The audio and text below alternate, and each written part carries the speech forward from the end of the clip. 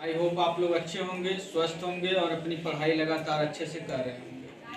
आज हम आप लोगों के साथ एक नए चैप्टर के साथ जुड़ते हैं और इस चैप्टर के बेसिक कॉन्सेप्ट को पहले जानेंगे, उसके बारे में कुछ उसका इंट्रोडक्शन देखेंगे और उससे रिलेटेड कॉन्सेप्ट को जानने के बाद हम उसके क्वेश्चनों को करेंगे।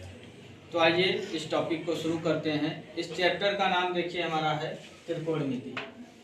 चैप्टर का नाम हमारा त्रिकोणमिति है और त्रिकोणमिति को अंग्रेजी में ट्राइगोनोमेट्री कहा जाता है। त्रिकोणमिति को अंग्रेजी में ट्राइगोनोमेट्री कहा जाता है और ये ट्राइगोनोमेट्री जो होता है वह एक ग्रीक शब्द होता है। ट्राइगोनोमेट्री हमारा एक ग्रीक शब्द है।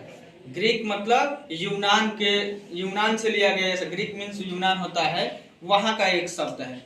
और ये जो हमारा ट्रिग्नोमेट्री है यानी ट्राइगोनोमेट्री है वो ग्रीक शब्दों से मिलकर बना हुआ है, जिनमें ग्रीक शब्द वो कौन कौन से हैं? ट्राई और गॉन और मेट्रॉन। ट्राई, गॉन और मेट्रॉन, इन तीनों ग्रीक शब्दों से मिलकर हमारा ट्राइगोनोमेट्री बना है, जिसको हम त्रिकोणमिति के नाम से जानते हैं। और यहाँ पर देखेंगे तो ट्राई का मतलब 3 होता है, गॉन का मतलब भुजा होता है और मेट्रॉन का मतलब माप होता है। इसका कहने का मतलब क्या है कि त्रिकोणमिति के अंतर्गत किसी त्रिभुज के 3 भुजाओं के माप से संबंधित जो चीजें होती हैं या फिर जो भी इन 3 भुजा और उनकी माप से संबंधित मानों को इसमें त्रिकोणमिति के अंतर्गत हम अध्ययन करते हैं, यानी इसके बारे में जानते हैं। तो ये तो हो गया इसका क्या इंट्रोडक्शन, परिचय की त्रिकोणमिति है क्या, त्रिकोणमिति बना किससे है और इसके बारे में हम किसका अध्ययन करते हैं। चलिए अब आगे जानेंगे कुछ इससे रिलेटेड चीजें। देखिए त्रिकोणमिति जो है वो त्रिकोणमिति का कॉन्सेप्ट जो है वो बनाया गया है एक समकोण त्रिभुज पर। समकोण त्रिभुज को अंग्रेजी में राइट ट्रायंगल बोला जाता है। समकोण त्रिभुज यानी कि राइट ट्रायंगल होता क्या है? समकोण त्रिभुज या फिर राइट ट्रायंगल की बात करें तो ये होता क्या है? राइट ट्रायंगल की बात करेंगे तो ये एक ऐसा त्रिभुज होता है जिसका एक कोण हमारा राइट ट्रायंगल होता है, यानी एक कोण हमारा 90 अंश का होता है, वह हमारा त्रिभुज समकोण त्रिभुज कहलाता है। तो समकोण त्रिभुज की बात करें, जैसे एक समकोण त्रिभुज हमारा ABC है और इसका ये एक कोण 90 अंश हो गया, तो ये हमारा त्रिभुज कहलाएगा समकोण त्रिभुज। अब समकोण त्रिभुज में देखेंगे तो 90 के सामने वाला जो भुजा होता है उसे बोला जाता है कोण, यानी हाइपोटेनस बोला जाता है। अंग्रेजी में इसे हाइपोटेनस बोलते हैं और हिंदी में इसे कर्ण कहते हैं। इसके बाद इसमें 2 और एंगल होते हैं। इन एंगल के अकॉर्डिंग हमारा डिसाइड होता है कि कौन हमारा लंब होगा और कौन आधार होगा। यदि एंगल ए पर हम किसी कोण को ले लेते हैं तो एंगल ए के अकॉर्डिंग इसके जो सामने वाला भुजा होगा उसे हम कहेंगे परपेंडिकुलर यानी लंब रेखा, यानी लंब भुजा। ये हमारी लंब कहलाएगी या इसको परपेंडिकुलर इंग्लिश में कहते हैं। बची हुई शेष भुजा जो हुई ये हमारी कहलाएगी आधार यानी कि बेस। इसको आधार या बेस कहते हैं। तो ये हो गया। यही कॉन्सेप्ट यदि दूसरे राइट ट्रायंगल में हम देखें, मान लिया जाए यहाँ पर एक राइट ट्रायंगल हम ले लेते हैं और ये हो गया हमारा A, B और C और ये हो गया 90 डिग्री। तो अभी हम बताएं कि 90 के सामने वाली साइड तो ये फिक्स है कि ये हमारा कर्ण होगा यानी हाइपोटेनस, लेकिन ये 2 डिसाइड होते हैं एंगल के अकॉर्डिंग। यदि यही एंगल हम यहाँ पर लेंगे, इस एंगल पर बात करेंगे तो इस एंगल पर बात करेंगे तो ये वाली साइड हमारी हो जाएगी लंब यानी कि परपेंडिकुलर, ये लंब हो जाएगा और बचा हुआ साइड ये है। तो अब यहाँ पर आधार हमारा ये हो जाएगा यानी बेस, इसको हम कहेंगे। तो इस तरीके से हम क्या करते हैं कि आधार, कोण और लंब को हम कैटेगराइज यानी कि वर्गीकृत करते हैं या फिर इसके बारे में जानते हैं। तो इसके अकॉर्डिंग एक थ्योरम बनाया गया, एक हमारा प्रमेय बनाया गया जिसका नाम पाइथागोरस प्रमेय होता है। और ये पाइथागोरस प्रमेय पाइथागोरस नामक गणितज्ञ ने दिया है, इसलिए हम इस प्रमेय को पाइथागोरस प्रमेय कहते हैं। तो पाइथागोरस प्रमेय की बात करें तो पाइथागोरस प्रमेय हमारा क्या होता है, तो पाइथागोरियन थ्योरम बोला जाता है इंग्लिश में। तो यहाँ ध्यान देंगे तो पाइथागोरस प्रमेय हमारा कहता है कि जो ये समकोण त्रिभुज है इसके कर्ण का स्क्वायर जो होता है वो इसके आधार के स्क्वायर और लंब के स्क्वायर के योग के बराबर होता है। यही हमारा जो थ्योरम होता है, यानी यही जो हमारा सूत्र होता है या समीकरण होता है, इसी समीकरण को पाइथागोरस प्रमेय या पाइथागोरस सूत्र कहते हैं। इसमें ध्यान दिया जाए, यदि इसको हम इंग्लिश वर्ड में लिखें तो कर्ण को हाइपोटेनस बोलते हैं, आधार को बेस बोलते हैं और यहाँ से लंब को परपेंडिकुलर बोलते हैं। इसको ऐसे भी लिखा जा सकता है और कहीं कहीं बुक में शॉर्ट में डायरेक्ट लिख देता है, कर्ण को के लिख देता है और आधार को ए लिख देता है और लंब को यल लिख देता है। तो इस रूप में भी फार्मूला मिल सकता है। तो ये तीनों एक ही है पाइथागोरियस थ्योरम, बस इनका नाम जो भी वहां पर लिखे रहेंगे हम त्रिभुज में उसके अकॉर्डिंग लिखते हैं। तो ये तो हो गया कॉन्सेप्ट हमारा पाइथागोरस थ्योरम का। ये इसमें सबसे बड़ा रोल निभाएगा क्योंकि जब भी किसी ट्रायंगल में इनमें से कोई दो वैल्यू हमें दी रहेगी तो तीसरा हम इसी के सहायता से निकाल पाएंगे। और इनसे रिलेटेड कुछ हमारे क्या पाइथागोरियन ट्रिपलेट होते हैं। यदि आप पाइथागोरियन ट्रिपलेट याद कर लेंगे तो पाइथागोरियन ट्रिपलेट याद हो जाएगा, तो दो हमें याद है तो तीसरा डायरेक्ट हम लिख सकते हैं और उसका इस्तेमाल कर सकते हैं ऑप्शनल क्वेश्चन को जल्दी से लगाने में। जैसे पाइथागोरियन ट्रिपलेट्स की बात करें तो पाइथागोरियन ट्रिपलेट को निकालने के लिए फॉर्मूला होता है हमारा m² - 1 और 2m और उसके बाद m² + 1।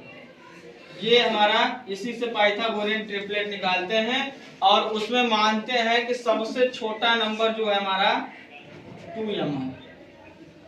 2m उसमें हम क्या करेंगे, m कोई भी हम मान लेंगे वह संख्या है जिसके अकॉर्डिंग हम पाइथागोरियन का वैल्यू पाइथागोरियन ट्रिपलेट्स को निकालेंगे। ये कोई पूर्णांक संख्या होगा यानी कोई भी धनात्मक पूर्णांक संख्या होगा। जैसे कि यदि हम m की वैल्यू रख ले यहाँ पर मान लिया जाए कि यहाँ पर m की वैल्यू रख ले हम 2 रख लेते हैं। m की वैल्यू यदि 2 रखते हैं तो देखा जाए 2 रखेंगे तो 2 का स्क्वायर -1 और 2 गुणे 2 हो जाएगा और 2 का स्क्वायर +1, तो 2 का स्क्वायर 4 - 1 और ये 2 दूनी 4 और ये 2 दूनी के 4 + 1, तो ये आ जाएगा 3, ये आ जाएगा 4, ये आ जाएगा 5। ये पाइथागोरियन एक ट्रिपलेट होता है। ये पाइथागोरियन ट्रिपलेट्स कैसे है, देखिए इसमें जो सबसे बड़ा नंबर वो हमेशा हाइपोटेनस होगा, तो 5 का स्क्वायर, इसमें 3 का स्क्वायर + 4 का स्क्वायर। सॉल्व करके देखिए ये फॉलो कर रहा है पाइथागोरस की नहीं। 3 3 का 9, 4 4 का 16, तो 25, 16 9 25। तो देखिए हो गया ना, इसका वर्ग इन दोनों के वर्गों के योग के बराबर, यानी पाइथागोरस प्रमेय फॉलो कर रहा है। तो कोई ऐसे 3 संख्याएं जो पाइथागोरस प्रमेय को फॉलो करते हैं उन्हें बोला जाता है पाइथागोरियन त्रिक, या फिर उन्हीं को बोला जाता है पाइथागोरियन ट्रिपलेट्स। ठीक है, तो कभी कभी एग्जाम में डायरेक्ट ऑप्शनल क्वेश्चन पूछ सकता है कि बताइए इसमें से कौन पाइथागोरियन ट्रिपलेट्स है। तो जो पाइथागोरस प्रमेय को फॉलो करेगा उन तीनों नंबर में से वही पाइथागोरियन ट्रिपलेट होंगे। बात समझ गए? तो ये कॉन्सेप्ट यदि आप समझ पा रहे हैं तो आइए इसके आगे अब हम इसका नेक्स्ट कॉन्सेप्ट बताते हैं। हाँ, तो आइए अब हम नेक्स्ट कॉन्सेप्ट के बारे में जानेंगे इस चैप्टर से रिलेटेड, त्रिकोणमितीय अनुपात के बारे में, ट्राइगोनोमेट्री रेशियो। तो त्रिकोणमितीय अनुपात देखिए, इससे रिलेटेड क्वेश्चन एग्जाम में पक्का कम से कम 2 क्वेश्चन आपको यहाँ से देखने के लिए मिलेंगे। ऑप्शनल क्वेश्चन 1 मिलेगा और एक डायरेक्ट हमारा 1 नंबर में पूछ सकता है। तो इस कॉन्सेप्ट को सीखेंगे अच्छे से और याद, इसका फॉर्मूला याद होना बहुत जरूरी है। देखिए त्रिकोणमितीय अनुपात की बात करें तो ट्राइगोनोमेट्री रेशियो जो होते हैं कुल 6 होते हैं। उनका नाम क्या होता है? पहला होता है साइन थीटा। जिनको इसका आंसर मालूम होगा वो अपना कमेंट करते चलेंगे। अभी हम केवल इन त्रिकोणमिति का नाम लिख रहे हैं, उसके बाद इनकी वैल्यू लिखेंगे। इसके बाद दूसरा हमारा है कॉस थीटा।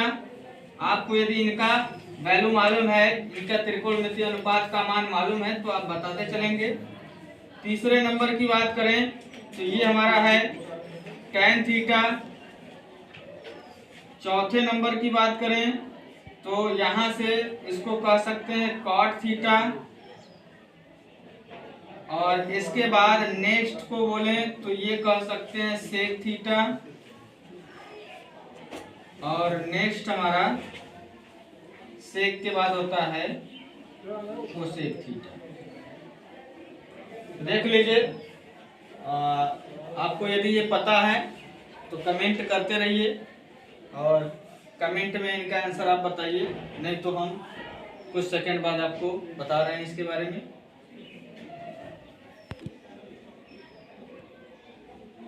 ठीक, तो चलिए अब हम लिखते हैं, आप अपना मिलाते रहिए, देख लेते हैं इन लोगों का सही है। तो साइन थीटा की बात करें तो साइन थीटा को हम कहते हैं, इसका मान होता है लंब बटे कोण। इसका फार्मूला होता है लंब बटे कोण। और यदि इंग्लिश में लिखे तो इसे हम कह सकते हैं परपेंडिकुलर अपॉन हाइपोटेनस, या फिर जैसा शॉर्ट में लिखे थे कि लंब को हम L लिख सकते हैं और कोण को हम K लिख सकते हैं। तो इन तीनों सिंबल से आप लिख सकते हैं इसको। इसी प्रकार cos थीटा की बात करें तो cos थीटा को हम लिख सकते हैं आधार बटे कोण। cos थीटा को हम कहेंगे आधार बटे कोण। और इसे इंग्लिश में कह सकते हैं बेस अपॉन हाइपोटेनस। और ऐसे लिखना चाहे तो ये हो गया आधार बटे कोण। A का मतलब आधार, K का मतलब कोण। तो tan की बात करते हैं तो tan थीटा होता है लंब बटे आधार। tan थीटा बराबर हमारा होता है लंब बटे आधार। और tan थीटा की बात करें लंब बटे आधार को हम लिख सकते हैं परपेंडिकुलर अपॉन बेस, या फिर इसको लिख सकते हैं L अपॉन A। L का मतलब लंब, A का मतलब आधार। नेक्स्ट कॉट की बात करें तो कॉट tan का उल्टा होता है, तो इसको उल्टा लिख दो, आधार बटे लंब हो जाएगा ये। तो आधार बटे लंब की बात करें तो इसे लिख सकते हैं बेस अपॉन परपेंडिकुलर, या फिर आधार बटे लंब। इसके बाद सेक थीटा की बात करें तो सेक हमारा कास का उल्टा होता है, तो कास का उल्टा लिख सकते हैं कोण बटे आधार। कोण बटे आधार की बात करें तो इसे लिख सकते हैं hypotenuse upon base equal to, या फिर कह लें कि कोण अपॉन के आधार। नेक्स्ट कोसेक की बात करें तो ये साइन का उल्टा होता है, तो साइन का उल्टा हो जाएगा कोण बटे लंब। कोण बटे लंब हो जाएगा इक्वल टू, इसको कहेंगे हाइपोटेनस अपॉन परपेंडिकुलर। इसकी बात करेंगे तो ये हो जाएगा कोण बटे लंब। ये आ गया हमारा। तो ये आपको बिल्कुल अच्छे से लर्न होने चाहिए।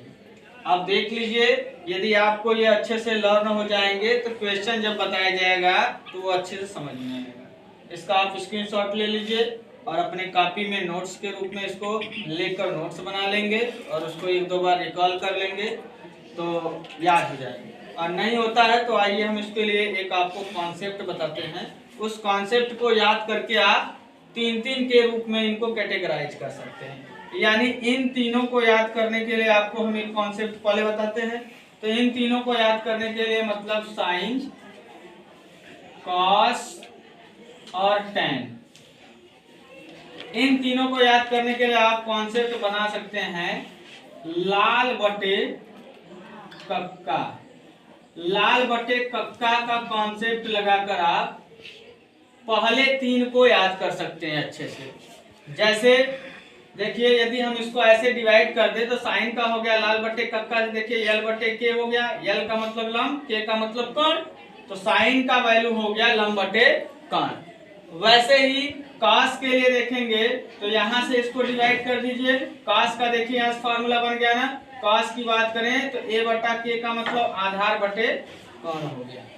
अब उसके बाद यदि हम tan की बात करें तो tan से देखिए क्या हो गया कि लंब बटे आधार हो गया, यल बटे ए का मतलब लंब बटे आधार। तो हुआ ना ये सिंपल सा की, इस ट्रिक से आप अच्छे से भूलेंगे भी नहीं और लाल बटा कक्का याद करना आसान भी है।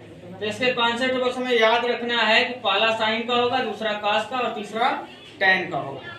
और इसके बाद जस्ट इसका उल्टा नीचे जस्ट आगे के तीन को यदि याद करना है आपको इनको, तो इनके लिए आप कॉन्सेप्ट बनाना चाहें तो जस्ट इसका उल्टा कर देंगे। जैसे कि साइन का उल्टा कोसेक होता है और कास का उल्टा हमारा सेक होता है और tan का उल्टा हमारा काट होता है। तो आप इसका उल्टा कर दीजिए, कक्का बटे लाल। यदि कक्का बटे लाल कर देंगे तो ये हो जाएगा इन तीनों का फॉर्मूला, कक्का बटे लाल। देखिए इसको डिवाइड करिए आप, तो इसको डिवाइड करेंगे जब तो ये कक्का बटे लाल मतलब कर्ण बटे लंब हो गया कोसेक का, और कर्ण बटे आधार हो गया देखिए सेक का। यहाँ पर लिखे हैं, आप मिला सकते हैं। देखिए ये हो गया हमारा क्या, कर्ण बटे लंब हो गया कोसेक का और कर्ण बटे आधार हो गया सेक का। उसके बाद आधार बटे लंब हो गया हमारा ये कॉट का। देख लीजिए है भाई, बस इस कॉन्सेप्ट को लगाकर आप अच्छे से इसको बिना रटे याद रख सकते हैं। ये याद हो गया तो समझ जाइए त्रिकोणमिति का पहला लेसन का क्वेश्चन आप कर पाएंगे अच्छे से। बस ये याद होना चाहिए और इसके साथ साथ आपको पाइथागोरस प्रमेय जो है वो याद होना चाहिए। तो हम उम्मीद करते हैं कि ये आपको आज का वीडियो अच्छा लगा होगा। यदि आपको ये वीडियो अच्छा लगा है और इससे आप अच्छे से यदि एक दो बार देखकर समझ लेंगे तो आपका ये पक्का 2 नंबर एग्जाम में बनाने वाला है। तो हम अब आपसे अगले वीडियो में इसके क्वेश्चन को लेकर आएंगे, वहां पर आपसे मिलेंगे। धन्यवाद। जय हिंद, जय भारत।